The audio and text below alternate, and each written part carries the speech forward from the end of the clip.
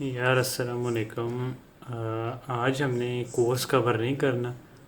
Rather than that जो assignment दी गई थी हमने आज उसको डिस्कस करना है वीडियो में, क्योंकि कुछ लोगों को प्रॉब्लम आ रही थी कि आप किस तरह आपने ज़िप फाइल बनानी है, कोड फाइल्स किस तरह स्टोर करनी है और ठीक है ना, अपलोड किस तरह करनी है। कुछ को ये भी मसला था कि ये किस तरह बनानी है आपने ना, ठीक है ना, क्योंकि ये रिज़ल्ट जब अपलोड हुए हैं ना तो वहाँ पे कमेंट्स लिखे हुए थे कि आप लोग नई फाइल बना रहे हो, ठीक है ना।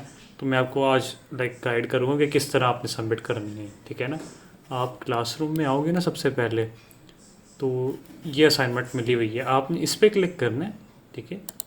इस पर क्लिक करोगे आप, यहाँ पर आपको एक ऑप्शन मिलेगा ओपन विद ये गूगल डॉक्स, ठीक है ना। इस पर आप जैसे ही क्लिक करोगे ना, ये आपको एक नए टैब में ले जाएगी, जहाँ पर आपको ना इस तरह खुल जाएगी आपके पास। इधर ही आपने सारा इसको एडिट करना है। यहाँ पर आप अपना रोल नंबर लिख लेना, ठीक है। यहाँ पर अपना नेम लिख लेना। और जब भी आपने कोई कोड लिखना है ना, तो उसका आपने जो कोड का एक स्क्रीनशॉट लेना है और इधर पोस्ट करना है। पोस्ट किस तरह करना है, आप इस तरह एंटर दबा के ना स्पेस ऐड करोगे, ये इंसर्ट में जाओगे, इमेजेस, अपलोड फ्रॉम कंप्यूटर, और जो भी आपने स्क्रीनशॉट लिया होगा ना वो यहाँ पे आप पेस्ट करते जाना। 15 के 15 प्रोग्राम में ना सारों का आपने स्क्रीनशॉट पेस्ट करना है, ठीक है। तो वीडियो थोड़ी सी लंबी होगी, आप लोग पूरी देख लेना। इस तरह ये होगा कि अगर आप में से किसी ने एआई से किया है या खुद भी किया है लेकिन डाउट्स क्लियर नहीं है आपके, ठीक है ना, डाउट हैं कोई, तो वो क्लियर हो जाएंगे। अगर टीए क्विज़ भी लेता है या पूछता भी है आपसे कि आपने किस तरह किया है, वो भी मामला क्लियर हो जाएगा आपका, ठीक है ना।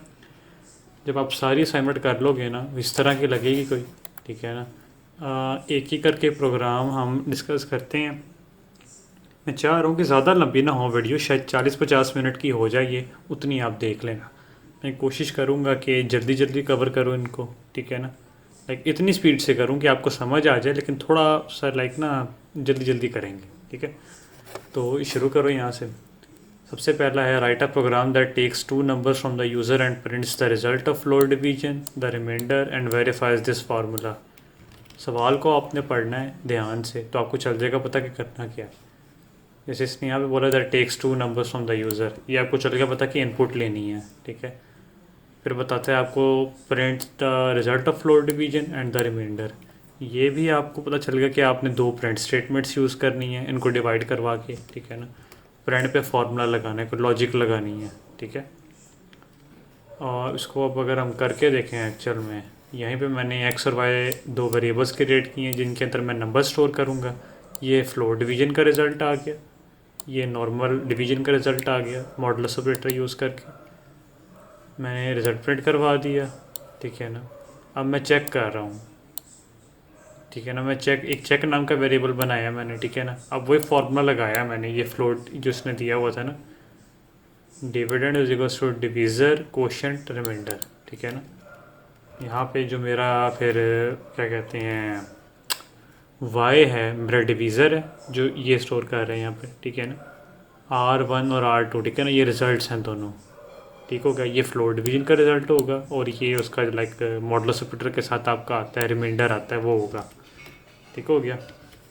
फिर मैं चेक कर रहा हूँ कि ये सारा है ना एक्स के इक्वल है कि नहीं। एक्स मैंने एक वेरिएबल बना दिया था यहाँ पे पहले, ठीक है ना, जो आपका नंबर है, फर्स्ट नंबर है। मैथ है थोड़ी सी, आप समझ जाओगे।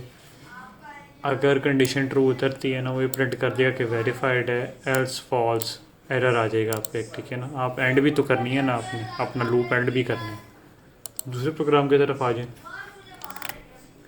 यहाँ पर है जो उसने बताया है कि एक पाइथन प्रोग्राम राइट करें आप, जो आपसे एक 3 डिजिट नंबर लेगा, फिर चल गया पता कि इनपुट लेनी है, और फिर इसके डिजिट्स का सम प्रिंट करेगा इन ऑपरेटर्स का यूज़ करके। अब उसने यहाँ पे आपको एक और हिंट दिया है, सम ऑफ इट्स डिजिट्स, ये चीज़ है ना डिजिट्स, इस पर ध्यान दो आप। डिजिट्स डिजिट्स या एक 3 डिजिट नंबर में कितने होते हैं, हंड्रेड्स होते हैं, टेंस होते हैं और वंस होते हैं। तो जब आप एक 3 डिजिट नंबर प्रिंट करोगे ना, आपने उनको सेपरेट करना है, उसके लिए आपको एक्सट्रैक्ट करने पड़ेंगे वो सारे, ठीक है।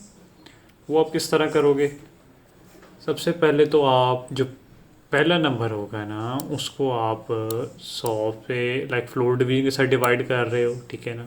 फिर टेंस एक्सट्रैक्ट कर रहे हो फार्मूला सेम यूज़ करके एक्सेप्ट फॉर दिस, ठीक है। और फिर सी है, वन एक्सट्रैक्ट कर रहे हो आप, ठीक है ना। और फिर इन तीनों का सम प्रिंट कर रहे हो, क्योंकि हम यूज़र से ना 3 डिजिट ले रहे हैं और उनको ब्रेक डाउन कर रहे हैं, फिर उनका सम कर रहे हैं। इसको मैं चला के भी दिखाता हूँ आप सबको। Python 2.py 3 digit number enter कर दें कोई भी 978। इसको क्या करेगा, ब्रेक डाउन करेगा ये पूरे नंबर को ना, और फिर सम दे देगा, ठीक है। इसमें कुछ भी इतना मुश्किल नहीं है। तीसरा प्रोग्राम है आपका write a one line Python expression no if else that prints true if a number is divisible by both 3 and not divisible by 5 otherwise false. यार बहुत आसान है ये, ठीक है ना। इसमें भी आपको चल रहा है बता के आपने इनपुट तो लेनी है यूज़र से, ठीक है ना। ऑलमोस्ट हर प्रोग्राम में इनपुट तो लेनी होती है आपने, ये आप जहन में बिठा लो बात। फिर कंडीशन सिंपल से दी है, ट्रू आपने सिर्फ तब प्रिंट करवाना है कि जब नंबर 3 से डिविजिबल हो, ठीक है ना, लेकिन 5 से डिविजिबल ना हो, अदरवाइज फॉल्स आएगा आपके पास, ठीक है ना। तो यहाँ पर आपने इनपुट ली यूज़र से, फिर प्रिंट स्टेटमेंट यूज़ की, 3 से डिविजिबल है और 5 से डिविजिबल नहीं है, नॉट ऑपरेटर यूज़ किया है, ध्यान रखना इस बात का, ठीक है। 3.5 मैं इसको चला के दिखा देता हूँ। 7 की बात करते हैं, फॉल्स आ रहा है, 3 से डिविजिबल नहीं है, 5 से तो नहीं है लेकिन 3 से भी नहीं है। दोबारा रन करके देखें, यहाँ पर आप 6 लिखो, 3 से डिविजिबल है 6 लेकिन 5 से डिविजिबल नहीं है, तो ट्रू प्रिंट करवा दिया उसने। Okay, moving on. जो चौथा प्रोग्राम है वो कह रहा है कि सपोज़ कर लें आपके पास दो वैल्यूज़ हैं ए और बी, उसकी वैल्यूज़ उन्होंने दी हुई हैं, ठीक है ना। लाइक बूलियन एक्सप्रेशंस दी हुई हैं, उसकी वैल्यू को दी, एक की आपने ट्रू रखनी है, एक की फॉल्स रखनी है, ठीक है ना। 2 लाइनें आपको कोड की अपनी पहले यहीं से मिल गई, बहुत आसान है ये, ठीक है ना। अब आपने ऑपरेटर्स यूज़ करके ना, लॉजिकल ऑपरेटर्स एंड और नॉट, ऐसी कंडीशन राइट करनी है कि ए बेशक फॉल्स होता, ठीक है ना, बेशक ट्रू होता, बी बेशक ट्रू होता या फॉल्स होता, आंसर हमेशा ट्रू ही आए, ठीक है ना। कि regardless of the values answer should be always true. ये किस तरह करोगे आप प्रिंट स्टेटमेंट यूज़ करो, ठीक है ना, सिंपल। यहाँ पर आप एक्सप्रेशन लिखो ए और नॉट ए तो वैसे पहले से ट्रू है, ठीक है ना। लेकिन अगर ए फॉल्स भी होता तो नॉट ऑपरेटर यूज़ करके आप उसको ट्रू करवा सकते थे, ठीक है ना। उसने कहा था रिगार्डलेस ऑफ द वैल्यूज़। अगर आप यहाँ पर आप सपोज करें कि फॉल्स लिख दो और इधर ट्रू कर दो वैल्यू, आंसर ट्रू ही आएगा, क्योंकि ए तो अल्टीमेटली ट्रू था, ठीक है ना। ए अगर ट्रू है पहले से, आंसर तो ट्रू प्रिंट हो ही जाएगा, ठीक है। लेकिन अगर नहीं भी होता तो हम नॉट ए कर देंगे, ठीक है ना। नॉट क्या होगा, उस फॉल्स को ट्रू कर देगा, ठीक है। और फिर एंड बी और not be, same logic apply हो रहा है। बी की वैल्यू फॉल्स है इधर, ठीक है ना, लेकिन और ऑपरेटर यूज़ हुआ है, कहते हैं ये या फिर ये, इसकी वैल्यू क्योंकि हमने फॉल्स लिखी हुई है तो ये ऑटोमेटिकली नॉट ऑपरेटर ना वो ट्रू कर देगा, ठीक है। It is as simple as that, ठीक है ना। ये इसको भी चला के देख लें, अगर आप ट्रू आ रहा है सर, हालांकि कि हमने बी की वैल्यू फॉल्स ऊपर लाइक दी हुई है तो इसको फॉल्स प्रिंट करना चाहिए, लेकिन ट्रू प्रिंट कर रहा है, क्यों? क्योंकि नॉट ऑपरेटर बी की वैल्यू को रिवर्स कर रहा है, ठीक हो गया। अब आपका पांचवा क्वेश्चन आ गया। Write a program that takes 3 numbers and prints the largest number using only 2 if else statements, ठीक है ना। 3 नंबर्स, एक तो ये कि आपने 3 इनपुट लेने हैं, and prints the largest number, ये आपकी लॉजिक आ गई, सिंपल सी है। अब ये रिस्ट्रिक्शन भी है एक इसके अंदर, लेकिन ना रिस्ट्रिक्शन है कि आप सिर्फ 2 इफ एल्स स्टेटमेंट्स इस्तेमाल कर सकते हो, इससे ज़्यादा नहीं। इसको भी करना कोई मुश्किल नहीं है काम। 3 आपने वेरिएबल क्रिएट करने हैं और इनपुट लेना है ताकि उनमें यूज़र की वैल्यू स्टोर हो जाए। उसके बाद क्या करना है आपने, आप कंडीशन लगा रहे हो इफ़, अब आप चेक कर रहे हो कि num1 है ना और num2 से बड़ा है अगर, तो लार्जेस्ट नंबर है ना वो num1 होगा। एल मैंने लार्जेस्ट नंबर स्टोर करने के लिए एक वेरिएबल बनाया है, ठीक है। अगर num1 num2 से बड़ा हुआ तो नंबर 1 सबसे बड़ा कंसीडर हो जाएगा यहाँ पर अभी, अगर ना हुआ तो नंबर 2 कंसीडर हो जाएगा सबसे बड़ा, एक इफ स्टेटमेंट यूज़ हो गई आपकी यहाँ पर, ठीक है ना। अब हम दूसरी इफ स्टेटमेंट यूज़ कर रहे हैं।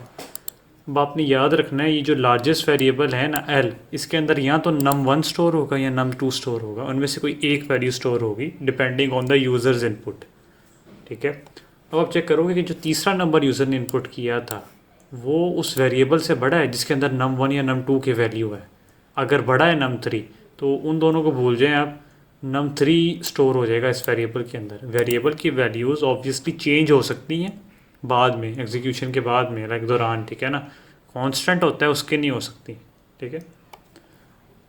अगर तो num3 उन दोनों में से जो भी स्टोर होगा वहाँ पे उससे बड़ा है ना, तो आप num3 को लार्जेस्ट बना देंगे, लेकिन एल्स अगर नहीं है तो वैसे ही रहने देंगे उसको। इसको अगर चला के देखें, हम चला के देखेंगे तो 5.5 पाँचवा प्रोग्राम था। num1 हम 5 एंटर करते हैं, num2 3 एंटर करते हैं और num3 8 एंटर करते हैं। इधर क्या हुआ है, उसने चेक किया सबसे पहले कि जो आपका नंबर 1 का इनपुट है वो नंबर 2 से बड़ा है, हाँ बड़ा है, तो लार्जेस्ट नंबर num1 हो गया अभी के लिए, ठीक है ना। ये स्किप हो गया आपका, ये कोड बॉक्स स्किप हो जाएगा क्योंकि कंडीशन ये ट्रू हो गई है। इस इधर आ जाएगा प्रोग्राम, अगर पाइथन इधर आ जाएगा, चेक कर रहा है कि नंबर 3 जो आपने नंबर 3 पे इनपुट दी है क्या वो इस एल से जो पहले आपने लाइक स्टोर की थी value, in this case num1 है, उससे बड़ा है, 8 बड़ा है जी, बिल्कुल बड़ा है, तो ये इधर इसमें स्टोर कर देगा, ठीक है ना। num3 को स्टोर कर देगा। अगर ना होता num3 बड़ा तो पिछले वाला हम लाइक प्रिंट करवा देता ये, ठीक है ना। दोबारा चला के देखते हैं। सपोज करें इधर मैं 6 एंटर करता हूँ, इधर मैं 5 करता हूँ, इधर 3 करता हूँ। अब देखो num1 है ना वो ही बढ़ा रहा है, इधर आया, ठीक है ना, ये कंडीशन ट्रू हुई, ये स्किप हो गया, इधर आया, ठीक है ना, ये कंडीशन से चेक की, ये फॉल्स है। अब ये रन हो जाएगा क्लॉक, ठीक है, वैल्यू सेम ही रहेगी, 6 ही रहेगी जो लार्जेस्ट में स्टोर होगी। अगले की बात है, बहुत ही आसान प्रोग्राम है। अगर आप में से जो ICS कर आए हैं उन्होंने लाइक ये किया होगा सेकेंड ईयर में भी अपने, ठीक है ना, सेकेंड चैप्टर में था ये प्रोग्रामिंग के, 9th चैप्टर था। इनपुट ले रहे हो आप, ठीक है ना, आगे लॉजिक दिया हुआ है, बहुत ही आसान है यार। लीप ईयर वो ईयर है जो 4 से डिवाइड करें तो 0 आता है, लेकिन 100 से डिवाइड करें तो नहीं होता उस पर डिवाइड, ठीक है। लेकिन आप प्रीवियस ईयर्स को भी कंसीडर कर रहे हो तो 400 से 100 डिवाइड हो सकते हैं, ठीक है। सिंपल सी लॉजिक है, इनपुट लिया आपने, वाई में स्टोर कर लिया, कंडीशन लगाई, ट्रू उतर रही है, लीप ईयर है, नहीं उतर रही, लीप ईयर नहीं है, एज सिंपल एज दैट। 6.5 आप एंटर कर दो, 2005 कर दो, ये कंडीशन ट्रू नहीं उतर रही, उसने ये स्किप कर दिया, ये प्रिंट कर दिया। 2004 करके देखो, अगर आप, ये कंडीशन ट्रू उतर रही है तो उसने ये प्रिंट कर दिया, इसको स्किप कर दिया। उसके बाद 7वां प्रोग्राम है आपका, ये तो बहुत ही सिंपल है, कोई लाइक पढ़ के भी आपको बता सकता है, ठीक है ना। इसको हम सीधा उधर ही करते हैं। था कि आपने यूज़र से इनपुट लेनी है और इन कंडीशंस के बेस पे ना प्रिंट करवानी है स्टेटमेंट्स। आपने यूज़र से इनपुट लिया n, ठीक है ना, इसमें कोई वैल्यू स्टोर होगी अब, ठीक है ना। अगर वो वैल्यू 2 से भी डिवाइड होती है और 3 से भी डिवाइड होती है और आंसर 0 आता है, रिमाइंडर 0 आता है, तो आप ये स्टेटमेंट प्रिंट करवा दोगे। अगर खाली 2 से होती है तो ये करवाओ, खाली 3 से होती है तो ये करवाओ, अगर दोनों से नहीं होती, ठीक है ना, तो आप ये प्रिंट करवा दो। इसको भी चला के देख लें अगर आपको लाइक लॉजिक समझ आ जाए ताकि एग्जीक्यूशन के साथ। या फिर मैंने यहाँ पे 4 एंटर किया, 2 से डिवाइड होता है खाली, ठीक है ना। सपोज करिए मैं 7